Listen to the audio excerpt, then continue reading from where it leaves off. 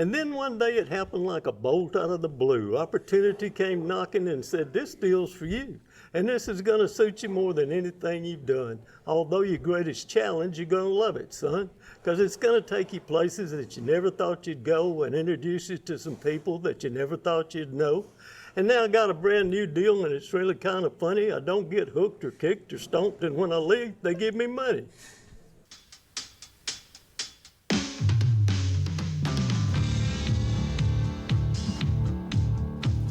There are some folks in rodeo who never needed the bright lights to leave a mark.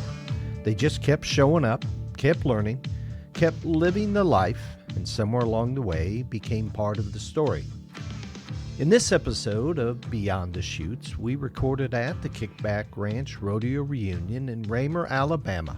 We sat down with Bruce Brannen, a lifelong cowboy, calf roper, teacher, artist, poet, and trick roper whose journey started as a 9-year-old boy at the very first rodeo in Montgomery's Coliseum. From bareback horses and calf roping, to teaching art and drafting for 33 years, to learning trick roping the hard way and stepping into the world of Buffalo Bill and Wild West performance. Bruce has lived a life that's equal parts grit, creativity, and cowboy determination. This is a conversation about falling in love with rodeo young, sticking with it for the long haul, and finding new purpose when one chapter gives way to another. I'm Doug Simcox, and this is Beyond the Chutes.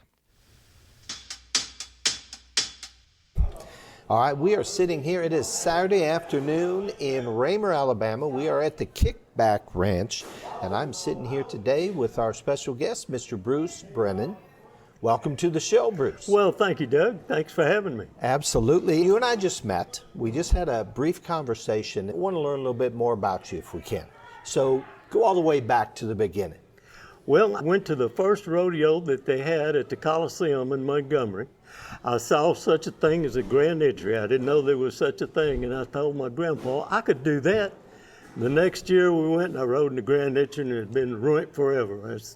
That's all I've ever wanted to do since then. I never wanted to be anything but a cowboy ever since that day. And did I hear that this year is the 69th annual rodeo there in Montgomery? That is. You were at the first one.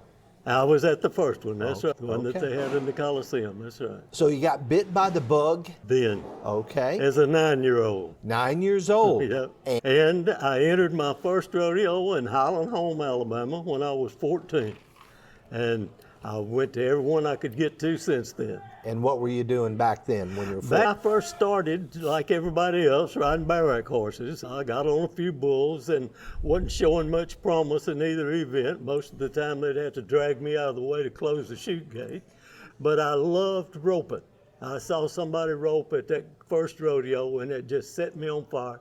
And I started roping calves.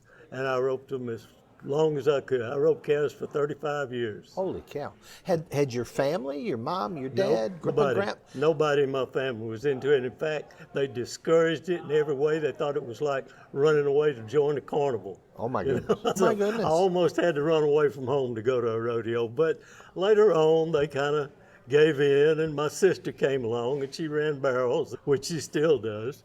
So it began to get a little easier, you know. Of all the events, I can see showing up and getting in the bareback riding, maybe the bull riding. I get that. Doesn't take a lot of gear, not a lot of equipment, but you got into calf roping. Yeah. Who set you up in calf roping? That's well, a deal. It was, nobody would tell you anything back then. They kept everything a secret. Unless you were born into the clique, nobody would help you. They'd just take your money and laugh about it, But I just kept hanging on and showing up till eventually I went to college in Texas. They spanked me and took my money pretty quick out there, When I came back here, I began to win a little bit. Okay. I picked up a few things along the way. So. All right, so Texas. Why Texas for school? I wanted to rodeo. I wanted to go into college rodeo. So I went to Sam Houston State University in Huntsville, Texas. What'd you study? I was an art major. Oh my goodness. Which made me an oddball among all the cowboy friends were ag majors, Okay. But the people would say, you don't look like an art major. Yeah. So, and you did 4 years out there? Well, I did 4, and then I went back and got a teaching certificate, which actually made it 5 years. Same school? Yeah. Oh my goodness. And so come back to Alabama, though, after that. I had to find a job pretty quick. I was Okay. so broke I couldn't pay attention, and so I got a teaching job, and I taught for the next 33 years in high school. What kind of teaching? I taught drafting and art. Oh, you did? Yeah. I remember drafting, we had to learn to do the letters exactly a certain way. Right. I still That's do what I some of was that teaching, today. yeah. That's pretty cool. So, teaching in high school, still involved in rodeo, competition? Yeah, oh yeah. I went every weekend, I'd take off. Really, that's why I got into teaching, was 3 months off in the summer to go rodeoing. Yeah, it made economic sense. You're a cowboy. Sure. Can I work 9 months out of the year? Yeah. That's perfect.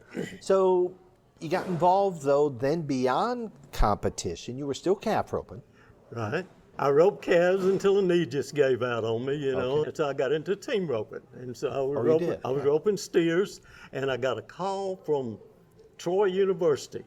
They were putting on a play called Will Rogers Follies. And in this play was a trick roping number.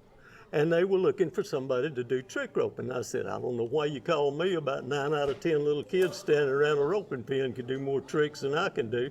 And I went and showed them what I could do, which didn't take very long. They said, well, you're the closest thing we found. Said, you'll practice real hard, won't you? And so I had a friend in Texas that was a trick roper, and I went and stayed with him, and he got me started, and it's been one of the most wonderful things that ever happened to me. Changed my life completely, and it's just been one of the greatest blessings I've ever had. How so? How did it change your life? Well, I got a poem about it. Let me tell you. Well, spinning my rope in circles now has become my biggest thrill, where it once was calves roped by the neck or steers roped by the heels. Way back, it was broncs topped off until the whistle blew that constituted fun for me, the neatest thing to do. Well, I even tried to stay on bulls when I was young and stupid, hoping to impress the girls and get them shot by Cupid. But mostly all the girls I met wore white uniforms in emergency rooms from coast to coast when my body was broken and torn. And slowly it occurred to me I wasn't going to meet too many buckle bunnies lying on these clean white sheets. And so I changed my program up to chasing calves and steers. I went everywhere they had a show, and this went on for years. I'd work all week for wages, and weekends I would go to bet it all on skill and luck at another rodeo. But fame kind of eluded me, and fortune it did too, although I gave it all I had, the best that I could do. Was kind of hang in with the toughs. They'd let me place a bit, knowing I'd go make more money and hurry back with it. And then one day it happened like a bolt out of the blue. Opportunity came knocking and said, this deal's for you. And this is gonna suit you more than anything you've done. Although your greatest challenge, you're gonna love it, son. Because it's gonna take you places that you never thought you'd go and introduce you to some people that you never thought you'd know. And now I got a brand new deal, and it's really kind of funny. I don't get hooked or kicked or stomped, and when I leave, they give me money. Thank you. That is excellent. When did you write that? My goodness. That's one of those deals that comes to me. Lord will send me one once in a while. If not, I couldn't sit down and write a poem if he held a gun on me, to do it. So no formal training in poetry or writing No, or composition? No. no. It just hits sometimes. Yeah. Cool. So you get in the Will Rogers Follies. Right. Did I get that right? Correct? And they said, well, you put some practice into it. Yeah. And did you? Yeah, oh gosh. I thought, I've been roping all my life, ever since I was a little kid. I thought I'd pick this up pretty quick. Well, I didn't. It was so difficult, I thought I was too old a dog to learn these new tricks, But I struggled with it. I went to Las Vegas to Wild West Arts Club convention. My trick roping mentor, George Taylor, insisted that I do that. And I met people from all over the world that, had been doing this forever, and I began to learn some stuff. And then we did some shows. We did some junior rodeos, high school rodeos and things to kind of get started, doing some bull riding and some open rodeos. And then now I do schools and churches and libraries and just, all kind of things. Okay. And I want you blew by one thing really fast that I want to go back to. You just said George Taylor. Was it Nakona George Taylor? That's him. Oh my Nakona goodness. George. Okay, so tell me about getting connected with George. Well, I lived with a guy in Texas, and he lived right down. He had a friend that was right down the road that was a roper, And I went and roped with this guy at his place. One night George was there. And I'm an artist, and George had some buffalo skulls. And he wanted to paint something on these buffalo skulls and sell them. And so I would paint them on them, do a painting on the buffalo skull, and he'd dress them up with fur and feathers and stuff. So that's how I met George to start with. Then later on, when this trick roping thing came up, that's who I called, and he got me started. So talk a little bit tell me about George. I've heard a lot about him. George was quite a character, buddy. He had a horse named Migo. Beautiful Palomino paint that would do tricks and rare, and he took him in buildings and stuff everywhere. Migo was a great horse, and I got to do a lot of brushing. I got to clean up a hallway after him, and his stalls so I never threw a leg over him, but I had quite a relationship with Amigo, He was a great horse. And George, he was a character. I told my wife, she went out there with me to see him. I said, now George is a little different now. He's gonna be a little different than you used to being around, But he was a super guy, and I loved him to death. And what did the practice look like? I mean, how would you even begin to approach We got it? in the hallway in George's barn, after I swept it, of course, He took me through the very basic things. I took notes, drew pictures of how to do these different things, gave it my undivided attention, because now I've got this show coming up and I can't do squat, and I'm getting sort of panicky. After a week out there, I came back home, I couldn't do not one single thing he told me to do. And I just thought, shoot, I'm sunk here. I don't know what I'm going to do. At the time, I was still roping steers. And so to compound things, I dallied my favorite thumb up and broke it. So now I got a cast on my hand, and I'm still trying to learn to trick rope. I told those people, I said, man, y'all better find somebody else. I'm just not going to be able to do this. They said, no, you keep after it. And sure enough, I did. We did it at Davis Theater downtown Montgomery at the Troy University. So You went on. I went on. And how long was the performance during the play that you had to do? It's maybe 4 minutes. That's a lot. I mean, to fill up with tricks. Yeah. So tell me about the trick rope. And it was black light too. So the black light kind of hides a bunch of sins, So if you kind of mess up, as long as you keep your rope moving, it kind of looks like you're still doing something. So that helped. Black light, so the rope was painted in black light, yeah. Okay, so they only saw the rope? Well, I had on pink boots and a pink hat and bright yellow ropes, and so that all showed up on the black lights. Anything special about a trick rope? Most people use cotton ropes for trick ropes, but I use a regular polycalf rope. Just the a regular cotton rope. ropes just never seemed like a real rope to me, and I just couldn't do anything with them, but I could do a lot more with a old polycalf rope. So that's what I used. So nothing fancy about a trick rope? No. I'll be darned. Okay. And it didn't end there. That play ends, but you still got more to do. Yeah, well, I spent all this time trying to learn these skills, so now I start doing all kinds of things, birthday parties and one thing and another. So now I'm on a brand new path, here, and it's turned out great. And you went away from rodeo a little bit doing trick rope. Yeah. But it brought you back to rodeo? Kind of did. Talk a little bit about that. Well, like I say, once I did these skills, I did whips, trick roping. I played Buffalo Bill. And you got the mustache for it. I will say that. Well, when I have time and I had a Buffalo Bill show, I grow the chin whiskers. But my wife hates them, and she goes and jerks on them and says, I hate that thing. It looks like a billy goat. So I don't keep the chin whiskers all the time. You don't. And you don't have them on today. I see that. We haven't grown them today. So talk a little bit about where that took you. Where some of the different states or different places you have been. As a result of going to the Wild West Arts Club convention in Las Vegas, I met Monte Montana Jr. Monte Montana Jr. owned the name Buffalo Bill's Wild West, and he took his show all over the world. And I got in with him kind of towards the end of his career with that. We got to go to Oregon and Montana a couple of times. So just places that were just fairy tale places that were unbelievable that I just had the best time doing. And what were some of the adventures that you had, Bruce? On the road, in the arena, whatever. What Oh my stand goodness. out for you? It was, I don't know where to begin. You pick out, a couple of small things out of that. But yeah, being with Monte was a great experience. He had some dancing Indians that did dancing with him. They were putting up a teepee in Prairie City, Oregon, when the father had a heart attack and we had to get him to the hospital 100 miles away. Monte had to play the drums and do the songs for the guys to dance so that the show could go on, and just things like that. A dog got after the team that was pulling the stagecoach, and they ran into a panel and crippled one of the horses, so that now they're down to 2 horses.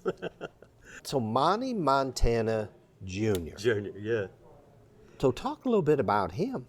He was the son of Monte Montana Sr., who was a very famous trick roper, starting in the 20s, I guess.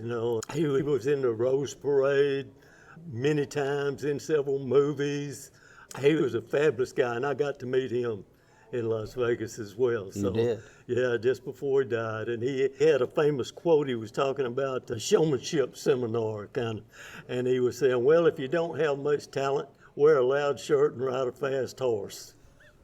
Good advice. Good advice. So you toured with Monte Montana Jr. Yeah, and then Monte got sick and died. And so that kind of ended that. Yeah. But every great once in a while, Buffalo Bill comes back out, I got to do in Cartersville, Georgia, at the Booth Western Art Museum. They had an art collection on loan from the Cody Museum in Cody, Wyoming. And so they wanted Buffalo Bill for that. So Buffalo Bill comes out of mothballs every once in a while. And you're pretty much, and I don't know a ton about Buffalo Bill, but you're pretty much same height, same build? Yeah, well. Is that true? I guess so. Okay. And can you play the role? Not bad at it. Let's say I wanted to interview Buffalo Bill today. Buffalo Bill. Bring him to us. Well, Buffalo Bill, one of the things he is famous for is the North Platte Stampede. He did, it was the 4th of July, they call the Old Glory Blowout. And it was the first recorded instance of people riding for prize money. So it became the forerunner of rodeo. The city fathers of North Platte got together and they wanted to put on a big extravaganza for the 4th of July. And so they got Buffalo Bill to produce it and put it on. And that was the forerunner of modern day rodeo. What year would that have been? I'm drawing a blank. Sorry. Late 1800s? Yeah. 1880s, 1890s? Yeah, I'm going to say 78, but I'm not positive that's exactly so correct. Not long after Civil War. In that neighborhood of that. Okay. And what role did he have? I know he was putting it on. Was he part of the show? Do you know? Oh, he was the star of the show. He would call for the next event. He led the charge to save the stagecoach from the marauding Indians and things like that. So he would shoot targets that people would throw up in the air, and he would shoot targets. And he was quite the proverbial showman, And cowboys and competitors and bronc riders and calf ropers and all that sort of thing? Yeah. And that was one of the first organized professional rodeo, meaning they got paid. Right. And whoever did best got paid, or did everybody get paid? I guess everybody got paid some, but the ones that won, of course, got whatever prizes they gave. Yeah. So have you done a lot of research about Buffalo Oh, Bill? yeah. Since I first began with him, I have done quite a bit of research and visited the Cody Museum and went all through that and asked questions of anybody that would stop and talk to me, So, What were some of the things that surprised you about him? I guess if you consider the time and the scope of some of the things that he did, like he took a whole ship load of Indians, horses, buffaloes, cowboys to England you know, in the late 1800s. And this was quite an undertaking, you know, at the time. And I'm not sure you could put something of that scope together today and pull it off, you know. Incredible, incredible. And they were doing long shows at that time. Yeah. I mean, they'd be there for months or whatever. Yeah, yeah. Okay. Yeah. And did you do enough research to start to see where rodeo was starting to blend in? I know you talked about North Platte, but along there, was he around when pro rodeo was really starting to get Well, far? he kind of passed away in the early 1900s, and so it was after that that pro rodeo really got kicked off. Okay, But he kind of broke the ice and got it started. okay. And let's talk a little bit about your art. Okay. I see sketches around here at Kickback Ranch and here in Raymer, Alabama. Talk a little bit about that. Well, I've always been an artist. My first recollection of drawing was when my parents would give me a pencil, piece of paper to keep me quiet in church. I sat there and drew horses. And I was not a very good student in school. I was left-handed, and I'd get behind and taking notes, and finally I'd just lose interest and I'd go to drawing horses. And so at this point in my life, I'm doing the same thing I was doing when I was 5 years old. I'm playing cowboy and drawing horses. So, And like the poetry, stuff just comes to you? yeah, well, I majored in art, and I studied in several places. I've studied with the Cowboyists of America in Montana a couple of times. I've studied in Texas and New Mexico. I really worked at the art. Okay. But kind of like my rodeo, and I fall somewhere in the middle of the pack, you know. Sure, sure. And sketching, I mean, charcoal, paints? I did pencil, pen and ink, and oils is mostly what I do. Okay, okay. And how can folks follow you? Do you have stuff out I don't there? have anything on Facebook. I've never been on Facebook. Don't know how to get on it. I'm not organized enough to have these kind of things. Okay. But I do have a studio at home, and You do. you know, it's kind of word of mouth. People come by and once in a while So buy if something. somebody wanted to commission you for Yes. something, They certainly can. so they get a hold of me here at Beyond the Chutes, and I'd Right. pass them on to you? Certainly, Okay. And do you have art for sale? I do. You do. I do. Okay. And not up on the net or internet No, or anything? No, I don't. Okay. All right. This is interesting. This is interesting. And how long did you do your trick roping? Well, so far about 30 years. You're still going. I'm still going. So like how many gigs a year? How hard are you going? Well, we're scaled way back from what I used to do, but I go to quite a few. We do. One of the biggest things we do now is libraries. We do summer reading programs at libraries. My past teaching experience, of course, has helped in this area, but I do trick roping and whips, something with a theme. Each year they have a theme for the summer reading program, and I do something along with the theme, write a story or a poem or a whatever, you know. And what's 2026 look like for you? What's the summer reading theme? So this summer is unearthing a story, and so I'm working on that. I've got a story, and then I'm going to work at unearthing it, like digging it with a shovel. That's going to be this year's theme. Okay. And so you do a presentation along that theme Yes, yes. about how you might pull a story out, Yeah, construct a story? yeah. Excellent, excellent. What haven't I asked you? Well, I don't know. Something most people don't know about you. What might it be? Well, don't know how to answer that. All right, let me ask you this. If you could talk to anybody in history, living or past, you get to spend an afternoon with them, who would it be? And what would you ask about, or what would you talk about? One of my trick roping heroes was a guy named Vince Bruce.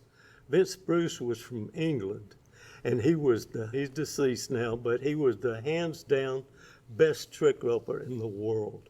A very unlikely beginning for a person to learn. He learned from a guy that went over there with Buffalo Bill's Wild West Show. His name was Tex McLeod. Somehow his father knew Tex McLeod and got them together, and he got him started trick roping.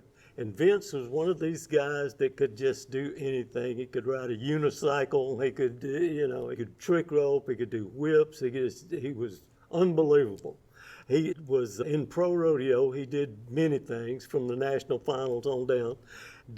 Image of him on his 2 paint horses with silver saddles, standing up on them, spinning a big loop around them, loping around the arena was just breathtaking. Yeah, I guess if I could have him back for a little bit, I sure would like to talk to him some more. What would the conversation look like?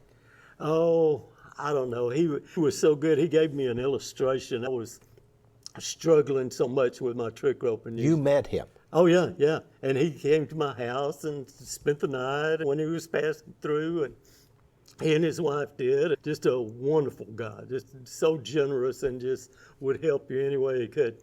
But he gave me an illustration when he said, okay, slow things down. He said, all right, suppose you're driving down the road in a convertible.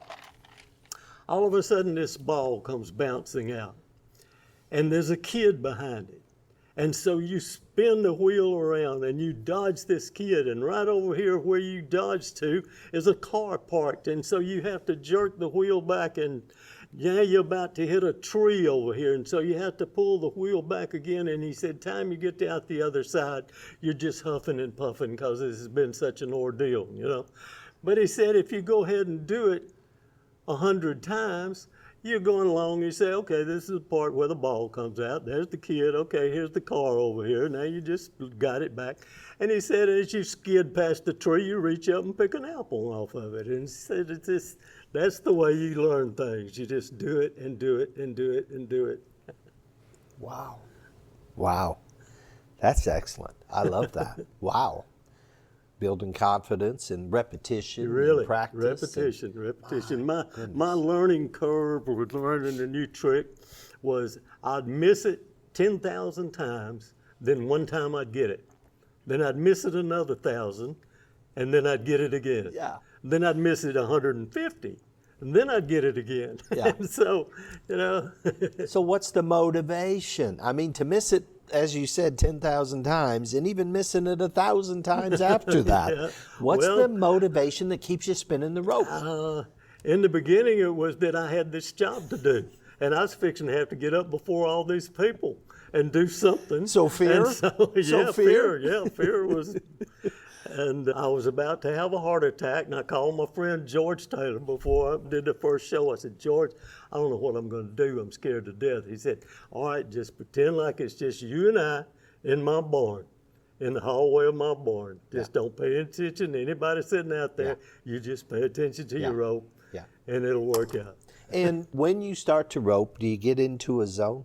Everything quiet? Everything super focused? Yeah, to an extent. Yeah. To an extent. Now I'm not as super laser focused as I used to be. Because it's all muscle if memory. If a little something happens over here or there, Yeah. I don't just fall apart anymore. Right. And I'm going to mess up, and I know that I am. Yeah. And so I don't fall to pieces anymore, because you can't fall to pieces every time you get up and mess up. Right. So You'd be you nothing got to but get pieces. over that. Yeah, you got to get over that. Most people don't know unless you make a deal out of it. Yeah.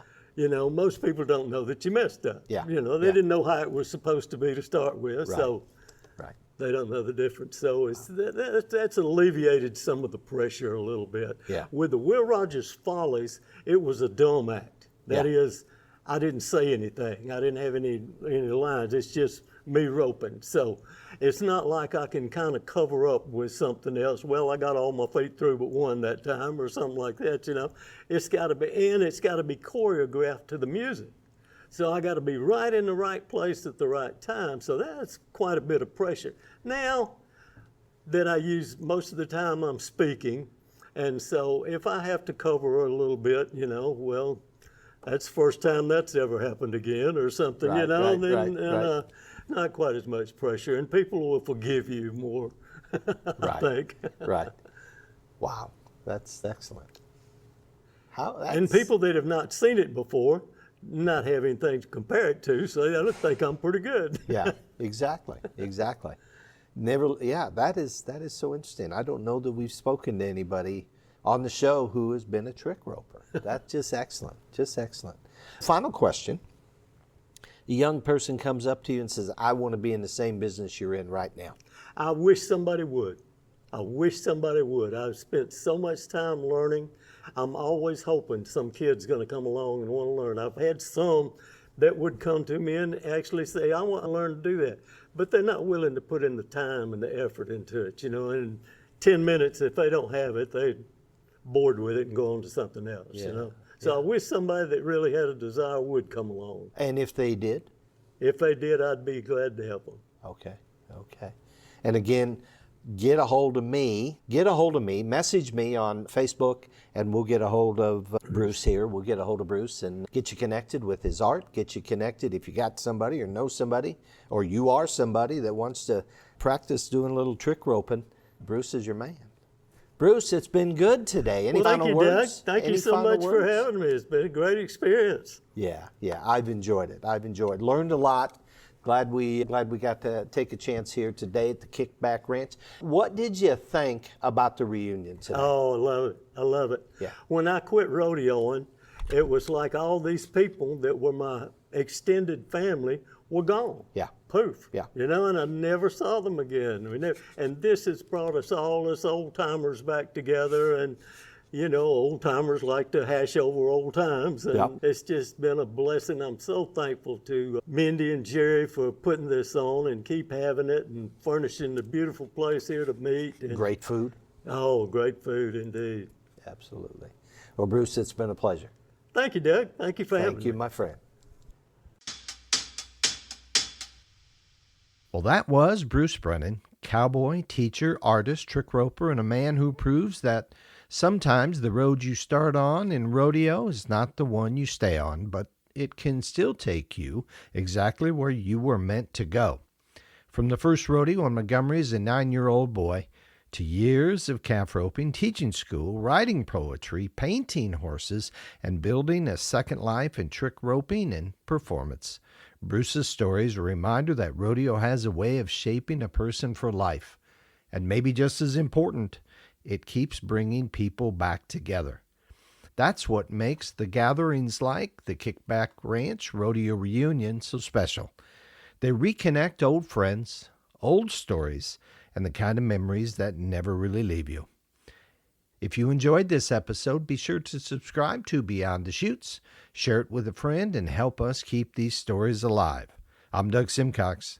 Thanks for listening. We'll see you down the road and Beyond the Chutes. This is Beyond the Chutes as presented by Parasite System with their partners Midwest Veterinary Supply, now offering the new handheld Inside Equine IA with immunofluorescence technology. Beyond the Chutes is hitting the road in 2026, bringing the stories, the history, and the people of rodeo to the places where it all matters. In February, we were at the Kickback Ranch Cowboy Reunion in Raymer, Alabama. And if Alabama is on your calendar, make Kickback Ranch your home base. They've got full hookup RV sites, cowboy cabins, that's where I stayed, cottages, wagon wheel suites, fishing lakes, trails, a swimming pool, and cowboy town. It's a place built for families, for events, and for bringing people together. Now on April 9th through 11th, we will be at the American Rodeo East Regional Finals at the Kentucky Horse Park in Lexington, Kentucky. We will be there to cheer on the super qualifiers from the Western Festival of St. Tite last fall. We'll have our microphones and we will be ready to record. Then we're going to roll into the 3rd annual King Brothers Rodeo Reunion on May 16th. This year, we will be celebrating Steve King's life.